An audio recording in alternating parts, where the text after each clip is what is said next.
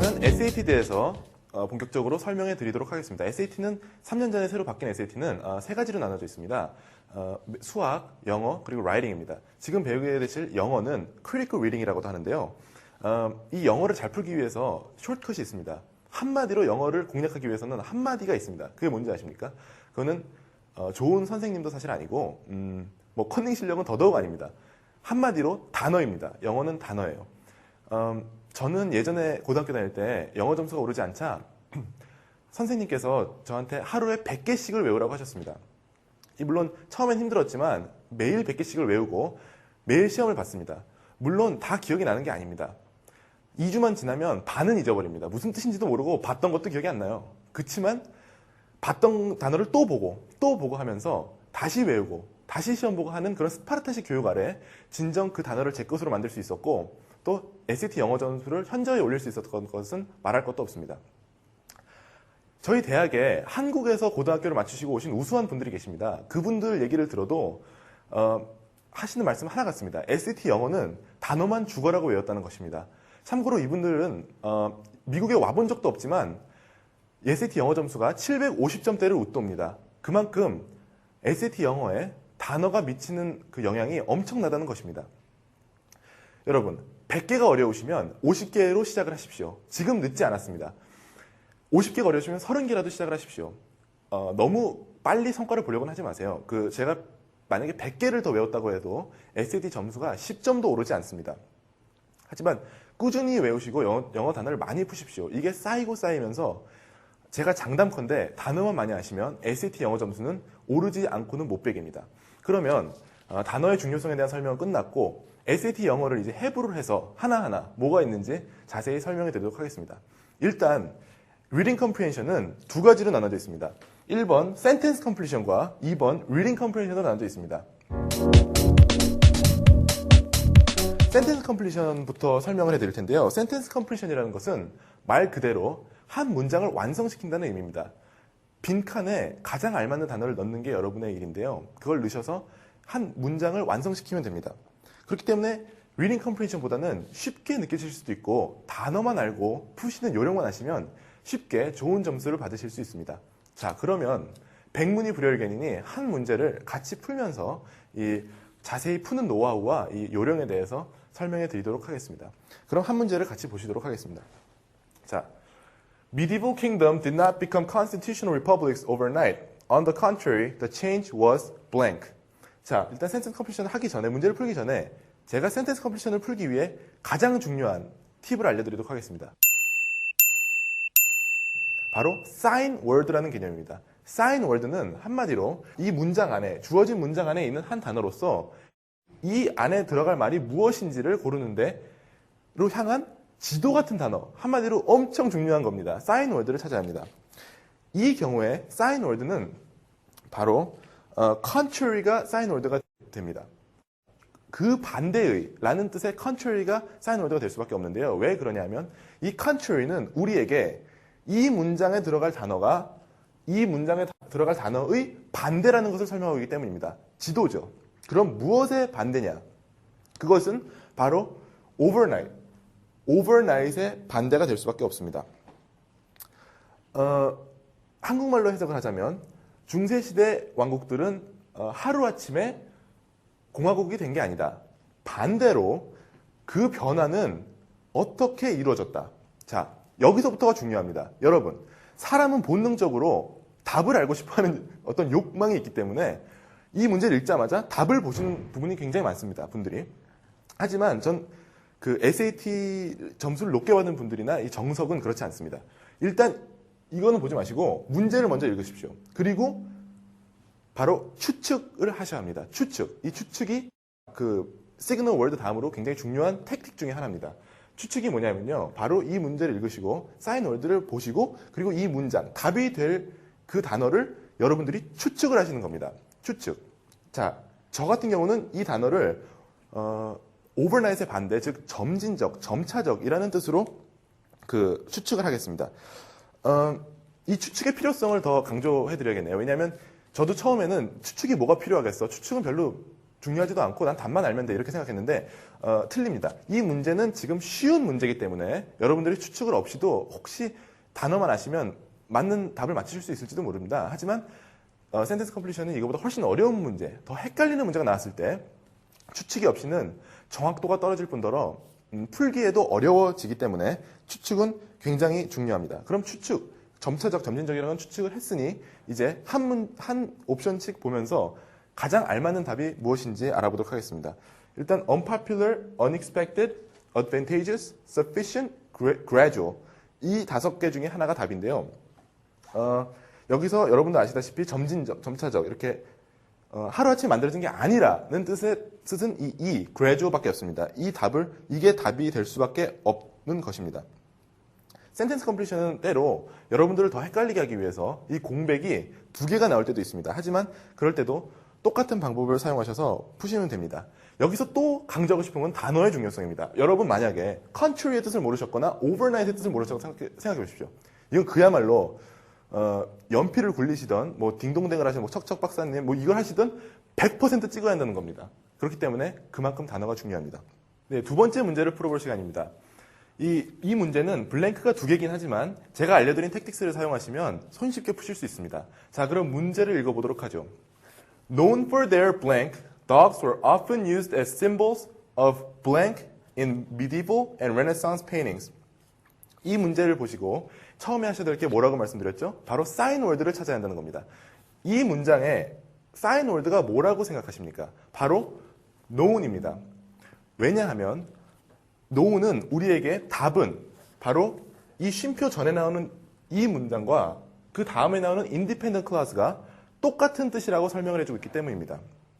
그렇기 때문에 이곳에 들어가는 단어와 이곳에 들어가는 단어가 뜻이 비슷할 수밖에 없다는 것입니다. Known for their blank. 걔들은 이걸로 알려져 있기 때문에 그들은 페인팅에서 어떠한 그러한 심볼로 사용되었다. 이 뜻인데요. 그럼 이제 사인월드를 찾았으니 추측을 하는 시간으로 넘어가겠습니다. 저 같은 경우에 여기서 추측을 할 때 충성심, 이 비슷한 뜻으로 추측을 할 것 같아요. 왜냐하면 걔는 옛날부터 충성심으로 유명했으니까요. 그러면 이제 초이스들 중에 그 단어가 비슷하고 충성심이라는 단어가 비슷한 게 있는지 한번 보시기 바랍니다. 여기서 답이 될 수 있는 건 2밖에 없습니다. loyalty, 역시 충성심을 말하는 거죠. faithfulness, 충성심입니다. 이런 식으로 추측을 하셔서 푸실 때 여러 가지 디스트랙션이 있을 수 있습니다. 일단 이 4개가 다 여러분들을 답에서부터 멀어지게 하는 이런 헷갈리게 하는 것들이고요. 또 특히 B를 보시면 fidelity를 보셨을 때 이것은 충성심이라는 뜻입니다. 그렇기 때문에 이게 답이구나 하고 서클을 해버리시면 틀리게 되시는 것입니다. 왜냐하면 그 2번째 단어가 aloofness, 전혀 말이 안 되는 단어입니다. 그러니까 무관심하다는 건데 그거는 넣었을 때 컨텍스트에 맞지도 않고 그리고 첫 번째 단어가 맞다고 해서 2번째 단어가 꼭 맞으라는 거 없으니까 항상 체크를 하시기 바랍니다. 자, 2문제를 풀어보셨는데 어려우시죠? 이 센텐스 컴플리션을 푸실 때 푸는 방법 그리고 노하우의 어려움을 느끼시기보다는 단어를 모르시는데 문제를 많이 느끼실 겁니다. 그렇기 때문에 다시 한번 단어를 강조드리고 싶습니다. 그야말로 영어 섹션, 특히 센텐스 컴플리션의 보충 설명을 드리자면 1번부터 10번까지가 있다면 이게 갈수록 어려워집니다. 10번이 1번보다 어렵다는 얘기입니다. 그러니까 시간 조절도 그에 맞춰서 하시고 이 난이도 조절도 그에 맞춰서 하시면 되겠습니다. 그 다음에는 reading comprehension에 대해서 알아보도록 하겠습니다.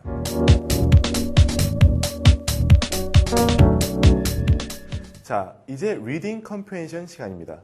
reading comprehension은 한마디로 한 패시지를 읽고 이것에 대해서 얼마나 이해를 하는지를 알아보는 그 문제들입니다.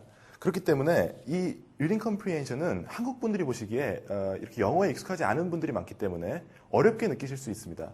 그렇지만 이런 reading comprehension에서도 반복된 연습과 꾸준한 노력이 있으면 충분히 다른 미국 학생들과 비슷한 점수를 받으실 수 있습니다. 약간의 노하우를 소개시켜 드리도록 하겠습니다. 이건 노하우라기보다는 거의 정석에 가까운 필수인데요. 바로 패시지를 읽는 방법입니다. 패시지를 읽는 것보다는 어떻게 읽느냐가 중요합니다. 여러분, 패시지를 읽으실 때 빨리 읽으십시오. 패시지를 읽는 시간이 중요합니다. 물론 빨리 읽으시면서 아무것도 기억에 남지 않을 정도로 읽으시란 말이 아닙니다. 어떤 분들은 너무 디테일한 것까지 기억하려고 다 그냥 세세히 보시는 분들이 있는데 그렇지 않습니다. 큰 픽처만 보시고 스킴 뚫만 하시고 메인 포인트라고 생각하시는 것, 한 문단의 메인 포인트, 그 모든 패시지의 메인 포인트라고 생각하시는 것만 밑줄을 치시고 넘어가십시오. 디테일한 것을 놓쳤다고 걱정하지 마십시오. 문제를 푸실 때 많은 시간을 쓰셔야 하는 것입니다.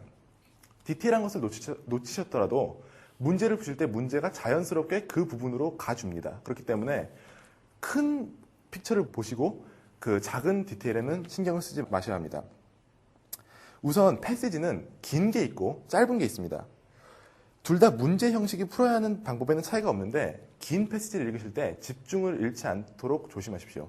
그러면 이제 적을 알아야 백전백승이라고 패시지에 대해서 문제 유형별로 설명해 드리도록 하겠습니다.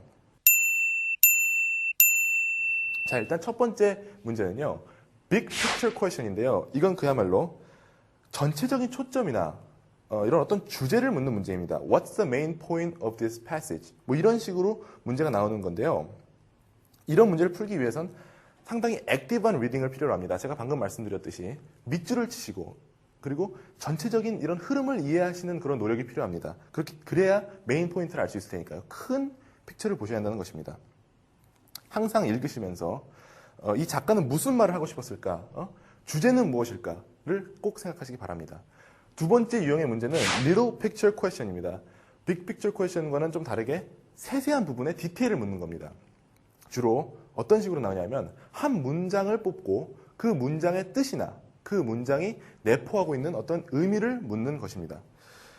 이런 문장을 읽으실 때 한 가지 꼭 알아두셔야 할 거는 그 문장만 읽지 마시고 그 전 문장, 그 후 문장을 읽으셔서 전체적으로 내용이 어떻게 흘러가는지 꼭 보시기 바랍니다. 이것을 안 하시면 이 Little Picture Question은 그런 앞뒤를 안 읽어본 학생을 빠뜨리는 트릭을 굉장히 많이 쓰기 때문에 틀리시기가 쉽습니다. 꼭 유념해 두시기 바랍니다. 세 번째 유형의 문제는 Vocabulary in Context입니다. 어떤 그 패시지에 나오는 어떤 한 단어의 뜻을 물어보는 겁니다. 자, 여기서 중요한데요. 그 쓰였던 단어의 구체적인 사전의 뜻을 알기보다는 그 단어가 그 패시지에서, 그 문장에서 어떻게 쓰였는가를 물어보고 있는 것입니다. 주로 쉬운 단어를 물어볼 수도 있습니다. 정말 쉬운 단어를 물어볼 수도 있지만 여러분들이 처음 생각하는 그 단어의 아주 단순한 세상에서 많이 쓰이는 뜻은 답이 아닐 확률이 굉장히 높다는 얘기입니다. 그렇기 때문에 문제로 냈겠죠. 그렇기 때문에 이런 문제일수록 그 문장을 읽어보시고 그 전체적인 흐름을 보시고 어떻게 쓰였는지를 잘 곰곰이 생각하시기 바랍니다. 이거의 단어는 그냥 이 뜻이니까 이거구나 이렇게 하시면 틀릴 가능성이 많습니다. 또 한 가지 매우 특이한 패시지 형식이 있습니다. 바로 패시지를 두 개 주는 겁니다.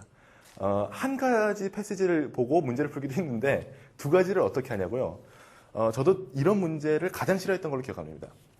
이 어떤 식으로 나오냐면 일단 패시지 1에 대한 문제가 처음에 몇 개가 나오고 패시지 2에 대한 문제가 몇 가지가 나오고 그 다음에는 그 두 가지 패시지를 비교 분석하는 문제가 몇 가지가 나옵니다.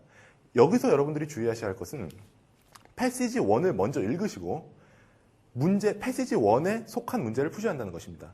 패시지 1, 2를 다 읽지 마십시오. 패시지 1을 읽고 1을 풀고 2를 읽고 2를 푸시고 그 후에 비교 분석 문제를 푸시기 바랍니다.